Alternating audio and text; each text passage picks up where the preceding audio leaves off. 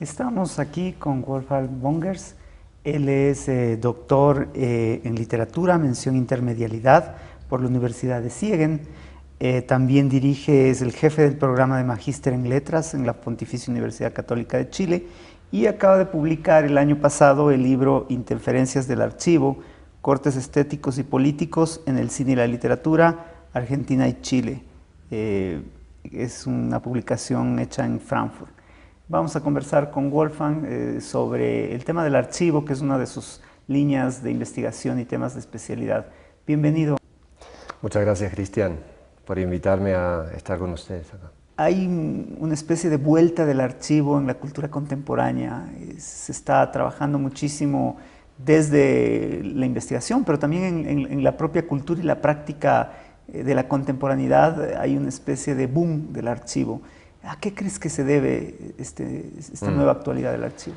Creo que tiene que ver, por un lado, con el gran material, o sea, la gran cantidad de materiales que existen, ¿no? Hoy en día. O sea, tenemos tantos archivos reales, digamos, ¿no? Lugares, ¿no? Almacenajes de materiales escritos, ¿no? Audiovisuales, de todo tipo.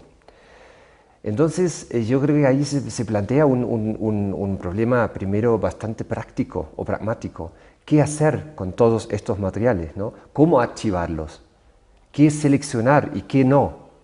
Entonces hay como una preocupación grande en muchas disciplinas, no solo en las humanidades, en todas las disciplinas. Si pensamos en el derecho, en la economía incluso, ¿no? En muchas disciplinas más. Entonces, yo creo que acercándonos un poco a nuestras áreas, ¿no? O sea, las humanidades, yo creo que allí se inicia un trabajo importante de pensar el archivo y luego de trabajarlo, ¿no?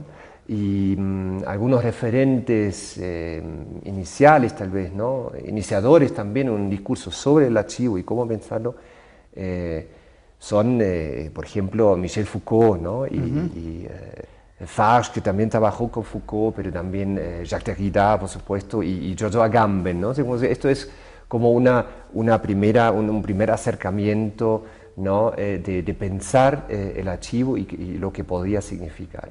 Y esto, desde Foucault, es interesante en relación a las enunciabilidades, ¿no? También, que ofrece el archivo como un sistema de enunciación, precisamente, ¿no? Eso es súper interesante. O sea, cómo poder hablar con y desde el archivo, ¿no?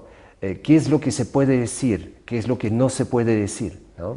Entonces creo que allí hay un primer acercamiento de entender el archivo no solo como este lugar de almacenaje.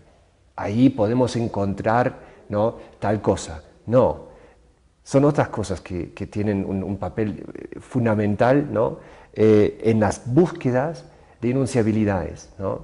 O sea, justamente, y ahí sería la otra parte, digamos, ¿no? Que introduce finalmente Agamben desde lo ético también, que es lo decible, ¿no? Y lo no decible, que es otra cosa que lo que plantea Foucault, desde lo no dicho y lo dicho, lo decible y lo no decible. Pero Derrida, por su parte, introduce otra cosa, que es precisamente la idea del anarchivo, ¿no? En el momento en que archivo algo, automáticamente dejo algo afuera, ¿no? Y pensar esto es sumamente productivo. Estamos, digamos, de cara frente a todo lo que serían las políticas del archivo, ¿no? Que sobre todo en nuestros contextos en Latinoamérica, has estudiado tú mucho Argentina y Chile, haya habido todo un papel social que ha jugado el archivo vinculado a sus políticas. Sobre este tema, ¿quisieras desarrollar algo? Sí, bueno, por un lado tenemos el gran problema de las clasificaciones, ¿no? O sea, los materiales, los escritos, los documentos finalmente clasificados. Y el gran esfuerzo por desclasificar estos escritos, estos documentos, sobre todo en relación a las dictaduras, tanto en Argentina como en Chile.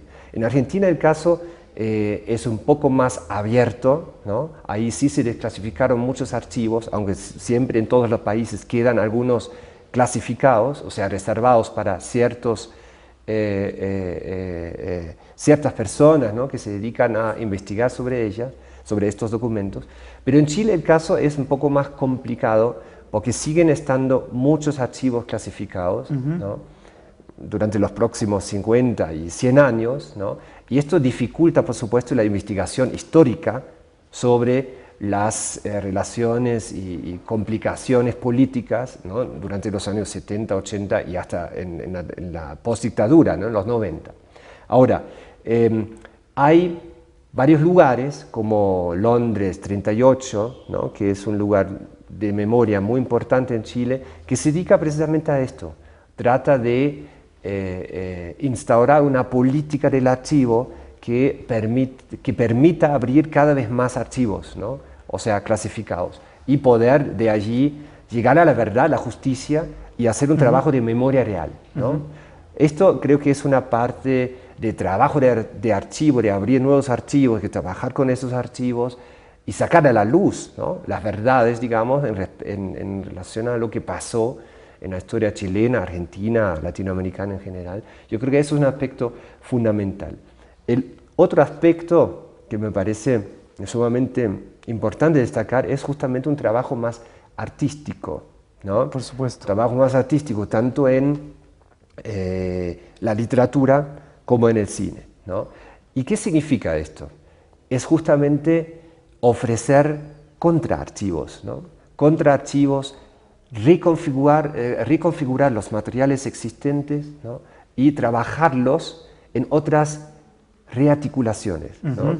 Y creo que allí hay un gran trabajo también de varios artistas contemporáneos, y acercándonos también a nuestro campo que compartimos, ¿no?, en nuestros trabajos diarios, ¿no, Cristian?, que es el cine documental, por supuesto, pero no solo, también en la ficción encontramos cada vez más un trabajo con los archivos, ¿no? Incluso hay películas enteras hechas con material de archivo, ¿no?, encontrado o sea, claro, el metraje encontrado en los archivos, pero también esas rearticulaciones, ¿no?, entre archivos antiguos, archivos más modernos o contemporáneos, ¿no?, y las rearticulaciones. Yo creo que allí hay un gran trabajo que vemos en muchos documentalistas, ¿no?, pero también en algunas películas de ficción. Pensemos, solamente para dar un ejemplo, en Pablo Larraín en Chile, ¿no?, que incluso usa, y esto es otro trabajo de archivo, y podemos hablar allí de la performatividad del archivo, que es un elemento importante también frente a esa idea del archivo como algo, es eso, la idea del almacenaje, ¿no?, de materiales escondidos. No, hay una performatividad del archivo cada vez más intensa incluso, ¿no? Larraín usa cámaras de los años 80 para reproducir incluso imágenes, ¿no?, más cercanas al momento histórico del referéndum que se hizo en Chile sobre el Pinochet sí o no, ¿no? O sea, sigue Pinochet o no, el sí perdió por poco allí en el año 88, ¿no? Entonces, replica Larraín en su película No, precisamente, esa situación, incluso a través de las cámaras. Y junto a eso usa material de archivo de los archivos televisivos, ¿no?, de la televisión nacional, que había propuesto, digamos, o había, ¿cómo se llama?, transmitido, ¿no?, estos spots, ¿no?, esos spots políticos de propaganda y de campaña, ¿no?, del sí y del no en estos años, ¿no? Y yendo a ese lado, que sería esta especie de poéticas del archivo, que están presentes tanto en la literatura, en el cine de ficción, en el cine documental, ¿qué líneas de trabajo ves fundamentales en lo que se está haciendo ahora en Chile respecto del archivo? Estas formas de apropiarse y de crear a partir de los archivos. ¿Qué tendencias hay ahora mismo en Chile? Mira, hay algunos documentalistas que usan estos archivos. O sea, empecemos con La memoria obstinada, ¿no?, de Patricio Guzmán, que es una película central para este trabajo. Y eso porque estamos hablando del año 1997, donde Patricio Guzmán, que había hecho La batalla de Chile a comienzos de los 70, que ya es como un documento fundamental, y yo creo que para toda la historia latinoamericana, porque acompaña ese proceso de la llegada al poder de Allende, Salvador Allende, el único presidente, digamos, marxista, ¿no? Con tendencia marxista, llegado al poder legalmente, ¿no? Por una elección. Entonces, acompaña ese proceso de la llegada al poder, pero también justamente del golpe militar, ¿no? Esa escena que aparece en muchísimas películas, ¿no? Del bombardeo de la moneda, ¿no? Que es por ejemplo, eso es un material tan divulgado, ¿no? Pues, durante todos los años, ¿no? Durante todos los años siguientes, hasta hoy en día, ¿no? En muchas películas aparece este bombardeo, ¿no? Como ese símbolo también, ¿no? De una destrucción de toda una utopía también, ¿no? Que nunca se cumplió. Eso es un poco la idea de la cual parte Patricio Guzmán. Bueno, hace esta batalla de Chile durante muchos años, ¿no? Luego logra sacar ese material, en Cuba se monta la película hasta el año 1979, ¿no? Tiene 3 partes. Bueno, ¿qué pasa ahora en el 97? Patricio Guzmán, el documentalista, cineasta, está en el exilio, pero vuelve a su país y muestra en esa película, Memoria Obstinada, como la 4ª parte de la batalla de Chile, muestra la película que no se había visto casi nunca realmente, y empieza a discutir con los viejos personajes de la película, ¿no? De la batalla de Chile, de viejos espectadores, habla con políticos, va a los colegios, ¿no? Y ahí se habla. O sea, la misma batalla de Chile se convierte en un archivo, ¿no? Completamente actualizado, ¿no? En una política contemporánea de los años 90, ¿no? Y creo que por allí se inicia un trabajo de memoria, ¿no? Con los archivos, en ese caso del propio archivo de Guzmán, ¿no? Pero esto tiene obviamente efectos muy importantes, y muchos de los cineastas más jóvenes en la línea de Guzmán, pero también otros que buscan una vertiente más experimental del cine también, buscan estos materiales y también otros materiales, ¿no? Filmados, ¿no? Durante los 70, los 80, y los reconfiguran, ¿no? Los reconfiguran para contar, por ejemplo, historias más propias, más subjetivas, ¿no? De cómo fue su propia experiencia. Por ejemplo, ¿qué documentalista estaría en este No, libro? por ejemplo, ¿cómo se llama? Lorena Giordano, por ejemplo, que hace la película sobre su propia madre, en 2006 estoy hablando, ¿no? Bueno, está el propio Larraín, que en ficción, ¿no? Hace toda una trilogía, si pensamos en Tony Manero, ¿no? Tony Manero, en Postmortem, y finalmente en No. Es una trilogía sobre la experiencia de dictadura en los años 70 y 80, ¿no? Pero luego hay toda una, digamos, camada de muy jóvenes cineastas que toman la tarea, ¿no? De hacer cine documental en ese sentido, o sea, en ese sentido performativo, ¿no? Tomar incluso materiales de los otros documentalistas más establecidos como Guzmán, trabajar con ellos y reconfigurar justamente o sea, el trabajo documental mismo, o sea, cómo entender el documental, ¿no? En relación al archivo, para crear otro tipo de memoria también, no solo histórica, sino de la memoria del cine mismo, ¿no?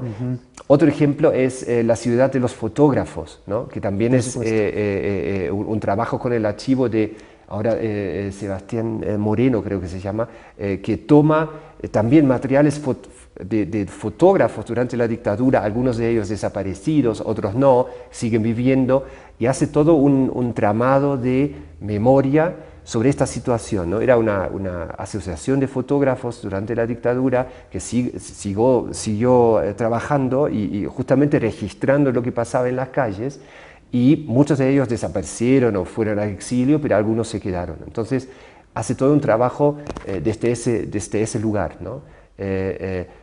Poner en escena, y ahí está la estrategia también, desde el archivo, de visibilizar, ¿no? Estos trabajos que no estaban o sea, al alcance de un público, ¿no? O sea, sacar esos archivos y reconfigurarlos, ¿no? Yo creo que allí hay como un gran acercamiento de muchos cineastas, podría llamar, o sea, nombrar algunos, pero yo creo que en general hemos nombrado algunos, pero en general es todo un trabajo, ¿no? Que por un lado ocupa algo más subjetivo, ¿no? O sea, la misma búsqueda como ejercicio de memoria, pero por otro lado también se vincula con una búsqueda más pública, ¿no? Más general, porque en esa película de Lorena, ¿no? Se llama Reinalda del Carmen, mi mamá y yo, precisamente, también acude finalmente a los archivos públicos al final de la película para tener más certeza sobre lo que realmente pasó, ¿no? Bueno, queremos agradecer a Wolfgang Bongers por esta conversación alrededor del archivo.